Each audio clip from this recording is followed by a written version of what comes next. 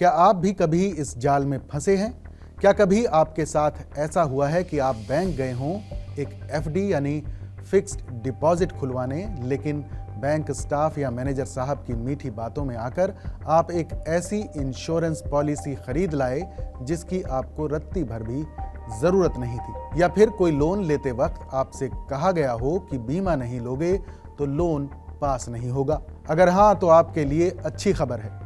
नमस्कार, आदाब, मैं हूं फरीद अली और आप देख रहे हैं हमारा खास शो क्लियर कट। भारतीय रिजर्व बैंक यानी आरबीआई ने बैंकों के जबरदस्ती वाले या मिसलीडिंग खेल को खत्म करने के लिए अब अपना हंटर निकाल लिया है। आरबीआई का मास्टर स्ट्रोक 1 जुलाई से क्या बदलेगा? अक्सर हम और आप कुछ बैंक कर्मचारियों पर भरोसा कर लेते हैं, लेकिन वही भरोसा कई बार हमारी जेब पर भारी पड़ जाता है।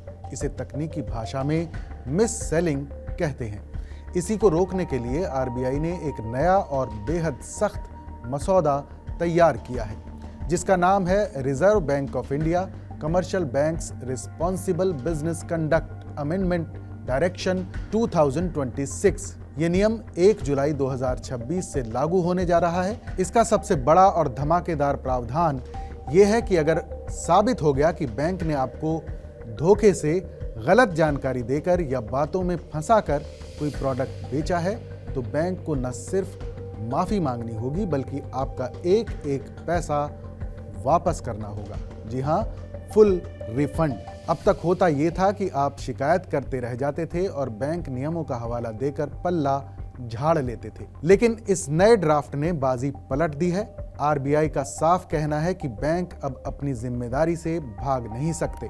लेकिन सवाल यह है कि बैंक कर्मचारी ऐसा करते क्यों हैं? क्या उन्हें मजा आता है?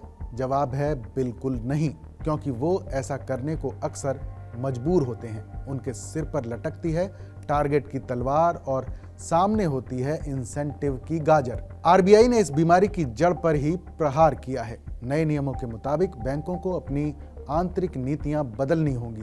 अब कोई भी बैंक अपने कर्मचारियों या डायरेक्ट सेलिंग एजेंट्स यानी डीएसए के लिए ऐसा इंसेंटिव स्ट्रक्चर नहीं बना सकता जो सिर्फ और सिर्फ बिक्री बढ़ाने पर जोर देता हो।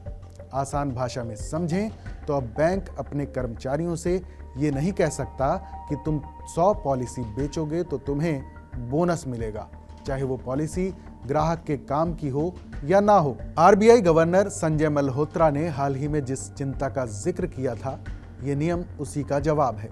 अगर बैंक का सिस्टम ही गलत बिक्री को बढ़ावा देगा तो सजा बैंक को मिलेगी, कर्मचारी को नहीं। बैंकों का एक और पसंदीदा खेल है क्रॉस सेलिंग या टाई इन सेल्स।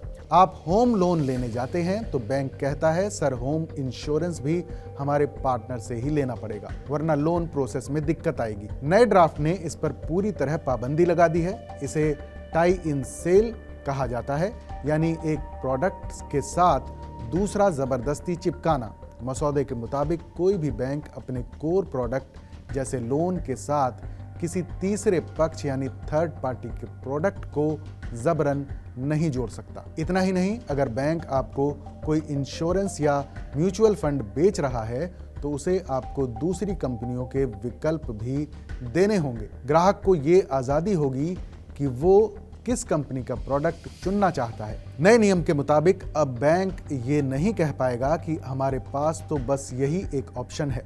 डिजिटल धोखा और डार्क पैटर्न पर वार। आजकल बैंक ब्रांच से ज्यादा मोबाइल ऐप्स पर चल रहे हैं और यही होता है सबसे बड़ा डिजिटल धोखा।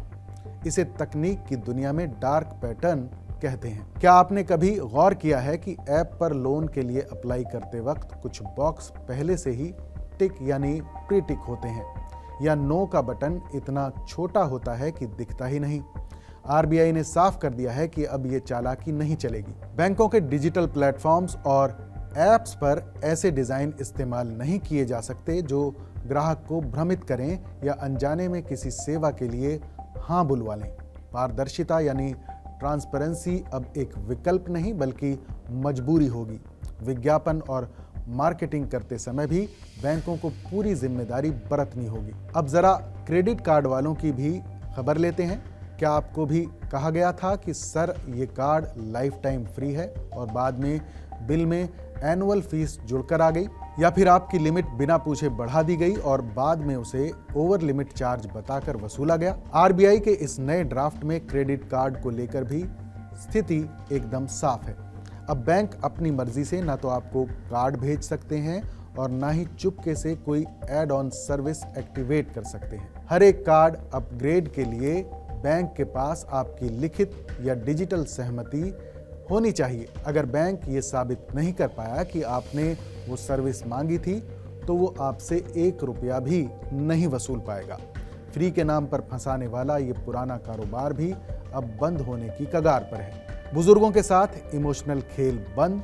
मिस सेलिंग का सबसे घिनौना चेहरा वहां दिखता है जब बैंक के टारगेट पूरा करने के लिए सीनियर सिटीजन्स को निशाना बनाया जाता है। सोचिए, एक 70 साल का बुजुर्ग बैंक जाता है अपनी जीवन भर की जमा पूंजी की एफडी यानी फिक्स्ड डिपॉजिट कराने ताकि बुढ़ापा सुरक्षित रहे, लेकिन बैंक कर्मचारी उन्हें डराकर या ज्यादा ब्याज का लालच देकर 20 साल वाला यूलिप या जीवन बीमा थमा देते हैं।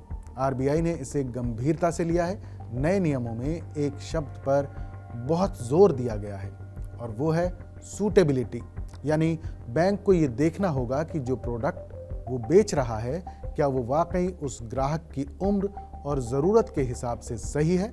अगर आपने किसी रिटायर्ड इंसान को हाई रिस्क वाला शेयर बाजार का प्लान बेचा तो ये मिस सेलिंग मानी जाएगी और बैंक को ब्याज समेत पैसा लौटाना होगा। यानी अब बैंकों को सिर्फ अपना मुनाफा नहीं, ग्राहक की ज़रूरत भी देखनी होगी।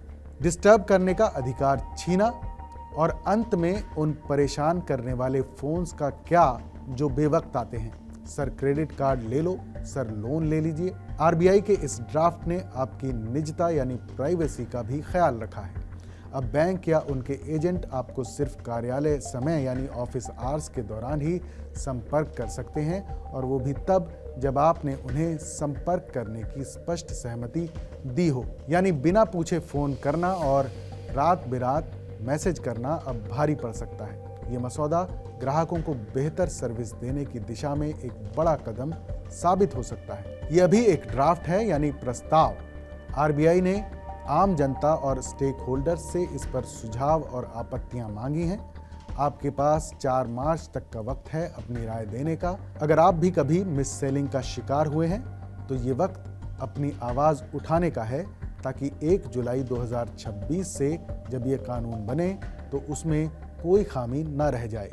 फिलहाल के लिए क्लियर कट में इतना ही। इस पर अपनी राय हमें ज़रूर बताइएगा। बाकी देश और दुनिया की तमाम बड़ी खबरों के लिए देखते रहिए TV9 डिजिटल।